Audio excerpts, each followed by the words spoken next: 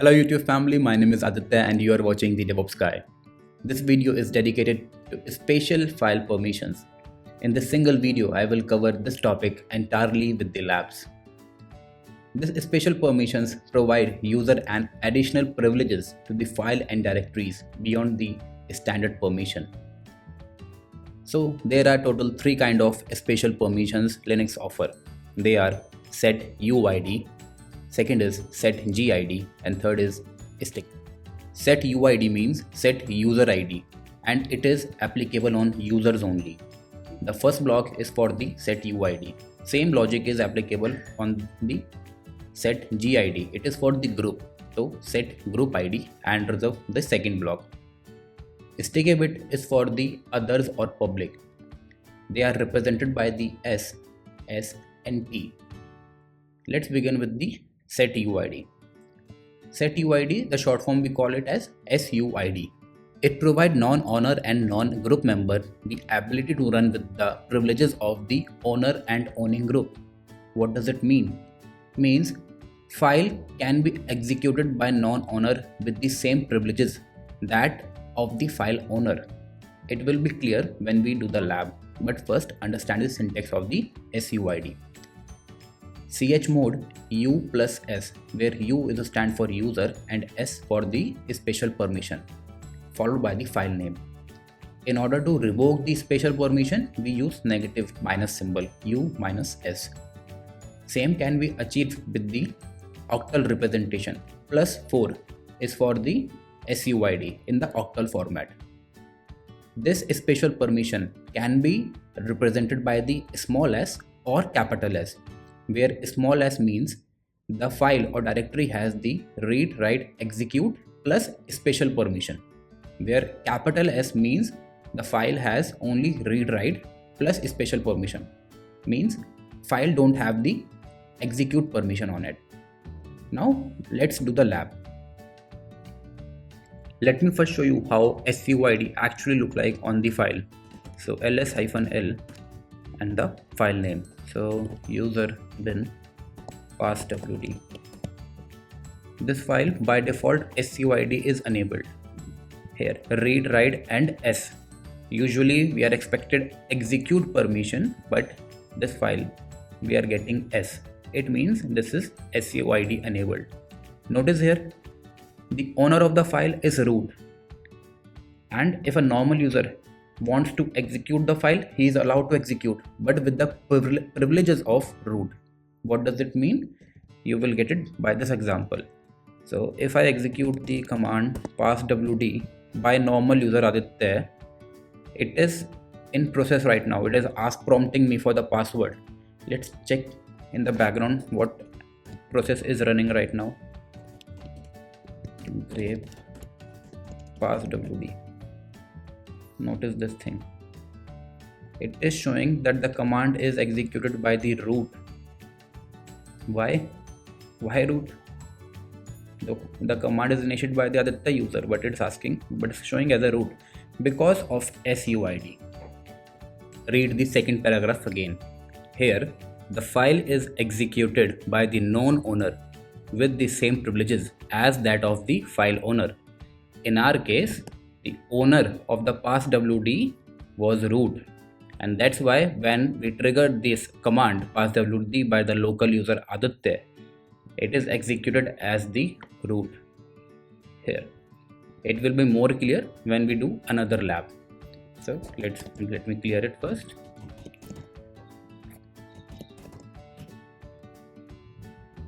The SU file has the same permission of SUID as on the passwd file. See this user bin passwd, user bin su.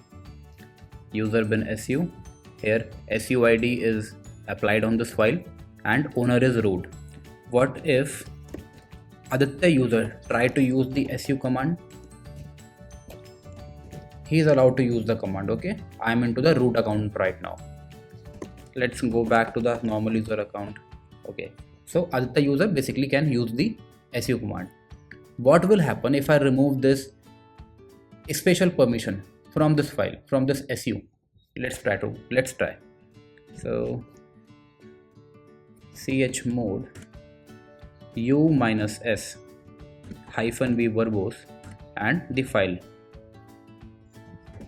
user bin su. Read this. Mode of user bin su changed from 4755 to 0755. Here rw suid s is removed. Here it's execute now. Now let's try whether Aditya user is able to use the root su command or not.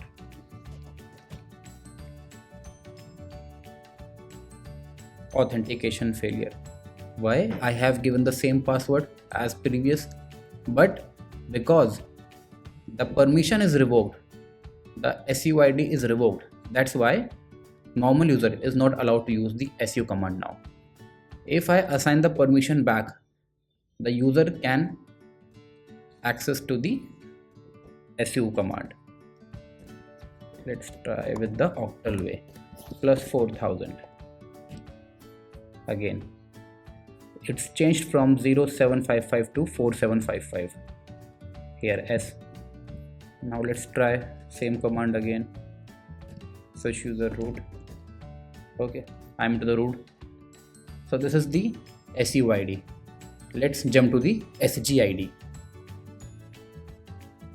SGID, set group ID, is as same as SUID with one difference, that it is applied on the group level. Let's read it. File executed by non-owner with the exact same privileges as that of the group member, and it can also be applied on the shared directories so that the permissions will inherit to the owning group. The syntax for this command is chmod g plus s, where g is a group, plus s for the special permission.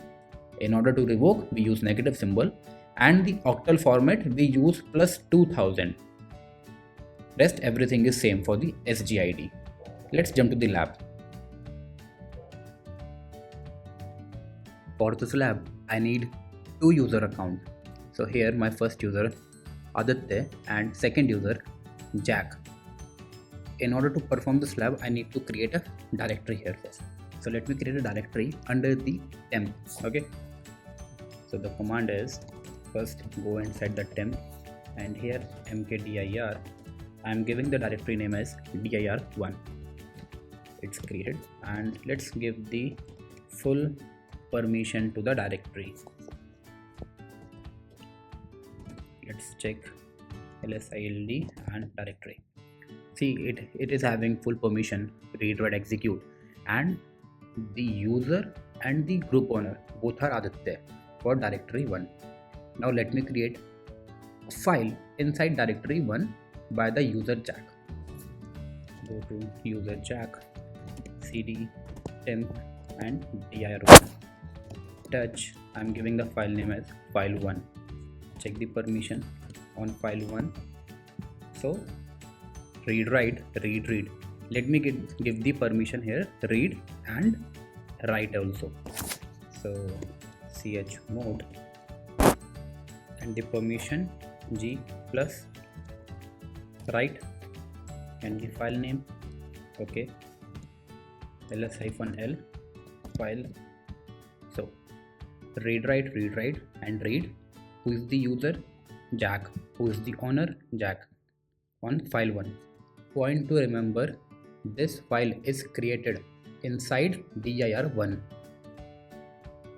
and group owner of dir1 is Aditya. Group owner is Aditya of dir1.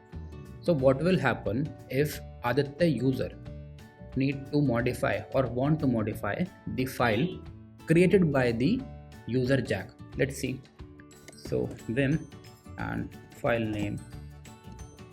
It's already showing me read only. I have no write. I can only read, even though I am the owner of the directory. Still I have no write.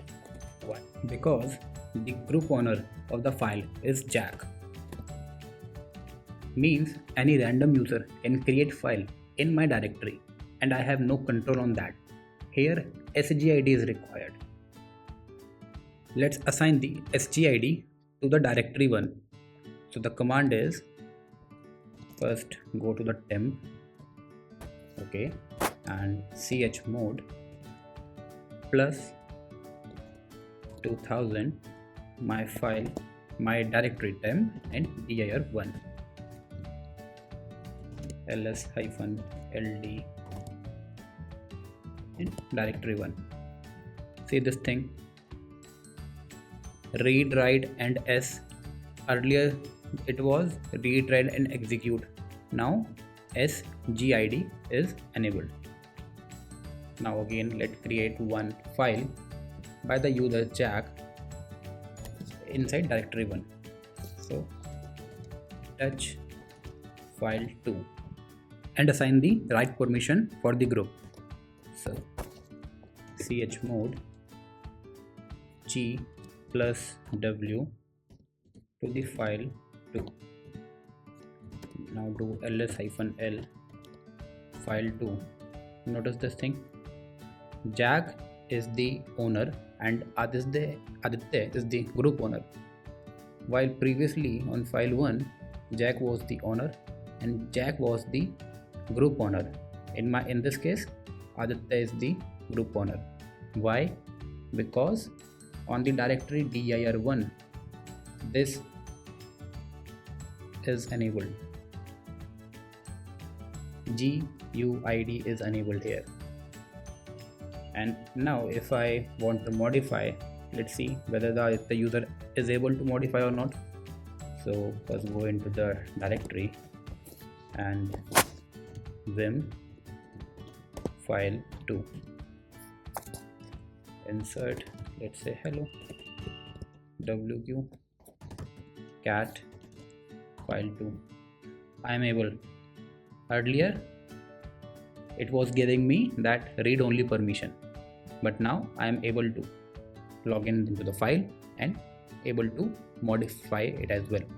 So this was the use of SGID. It gives the group owner control on the files. Now time to cover the third and the last kind of a special permission, sticky bit. The sticky bit is set on the public and shared directories to protect file and subdirectories owned by normal user from being deleted by other normal users. In simple word, it prevents the file or directories being unintentionally deleted by other users.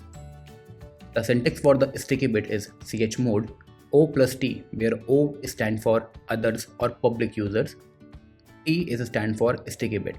Same can be achieved with the minus in order to revoke, and chmod plus 1000 for the octal representation, where 1 represents the sticky bit. A small t means rwx plus sticky bit, file has the execute permission with the sticky bit, and capital T means file don't has the execute permission but has sticky bit on it. Let's do the lab now. For the lab I need 2 user account. So one is the Aditya user and second is the Jack user. By default the sticky bit is applied on the temp directory. Let me show you. cd ls-l and temp. Notice this rwt. Ideally this place is for the execute permission, but because the file is sticky bit applied, it is showing as rwt. Now if I create one file here, let me go inside the directory first, temp, and create one file, touch, name as file1. Okay, so the file is being created. Okay, file is created by user Aditya under the temp directory, which is sticky bit enabled. Okay, now user Jack try to delete the file. So he go to the temp directory and first check is there any file or not. Grep file, there is a file. Now he tried to delete it, rm-rf and my file name, operation not permitted. Why? It is simple remove command, operation not permitted, because this file is under the directory temp, which is having a permission of sticky bit. So due to this sticky bit, user Jack is not allowed to delete the file because this file is belong to user Aditya. That's why. If I remove the sticky bit, if I remove the permission from the file temp, from the directory temp, then user will allow. Let's try to do that. For that, I need to switch into the root account. So su root. Okay, now I am in root account. Clear. In order to remove, just give the chmod -1000 and temp directory ls-ld temp. Notice this. Now it is execute permission. Earlier this place bill was t, now it's x. Let's try to delete the same file, same command. File is deleted. Earlier operation was not permitted, but now the file is deleted because of sticky bit. It's better to assign the permission back. Chmod and in symbolic way o plus t followed by the file name temp ls-l temp directory ls-ld. See this file. Now rwt, earlier rwx. So this was the sticky bit. I hope it's clear to you now. All three kind of special file permission in Linux are covered now.